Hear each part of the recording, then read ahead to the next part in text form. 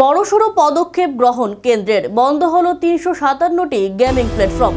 অন্যদিকে এখনো আরো ৭৭টি সংস্থা আতশ কাচের নিচে। জিএসটি বিভাগের মহানির্দেশকের হস্তক্ষেপে এই পদক্ষেপ নেওয়া হয়েছে বলে খবর জানা গেছে।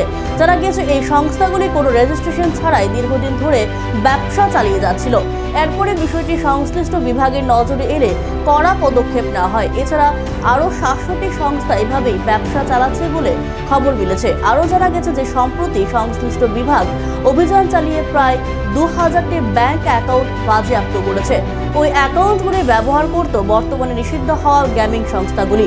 এমনকি গেমিং চ্যানেলগুলির প্রচারের সঙ্গে যুক্ত থাকতে দেখা গিয়েছে বলিউড তারকা সহ সোশ্যাল মিডিয়া ইনফ্লুয়েন্সারদের।